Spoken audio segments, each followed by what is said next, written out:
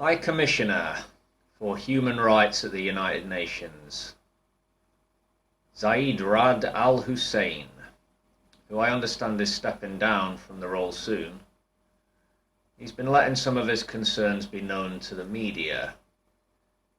He has said that the Big Five, that is, the permanent members of the UN Security Council, France, the UK, the US, China and Russia, are, quote, running too much of the business, which I think is another way of saying they have too much power over the organization. I'll quote some of what he said in Switzerland recently. When they cooperate, things can move. When they don't, everything becomes stuck and the organization in general becomes so marginal to the resolution of these sorts of horrific conflicts that we see. That has to change. Otherwise, in the end, the organization can collapse at great cost to the international community, unquote. By they, he means the Big Five. And by these sorts of horrific conflicts, I would think he has Syria very much in mind, with Russia backing Assad and Western allies backing opponents of the regime there. Yeah. The UN is marginalized, toothless. This is a body which has done much good and continues to do so, up to a point. But it's a political dinosaur, and it's easy to understand why politicians, diplomats, and military leaders from countries around the world become very frustrated with the unjust system in place, benefiting a few powerful countries, maintaining business as usual, the status quo. The question is asked in the mainstream media occasionally, does the UN need a makeover? Well, if by makeover you mean a radical overhaul, democratization of world affairs, the creation of a planetary parliament with real powers, then yes, is the answer. If by makeover, though, you mean some cosmetic changes, move around the furniture a bit, that ain't going to do anybody any good. Al-Hussein, this human rights chief, a Jordanian gentleman,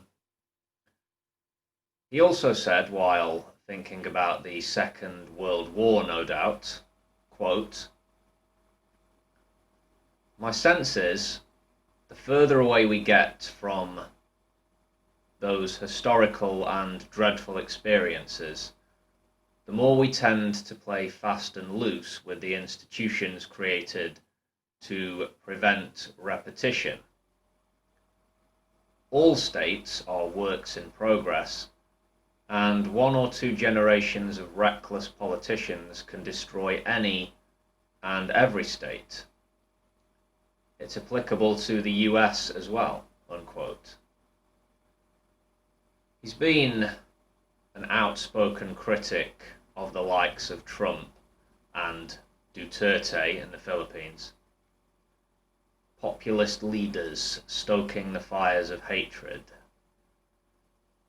It's an obvious point, but one that perhaps many forget or don't really think about so often. States, countries, they are works in progress, like the people that make them up. A state, like an individual, is a living thing with strengths and vulnerabilities, with needs and wants and aspirations. Bad habits can damage both. Hatred and bitterness can destroy both. Yeah.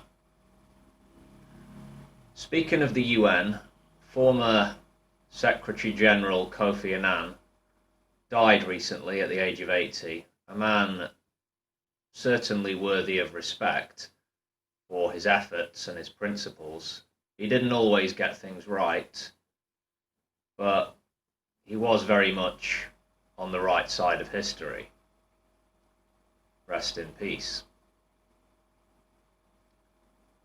I'm going to link to a video on Al Jazeera where they interviewed Zaid Rad al-Hussein, which I found fairly interesting. It's about 25 minutes. You get a good little insight into how the man thinks.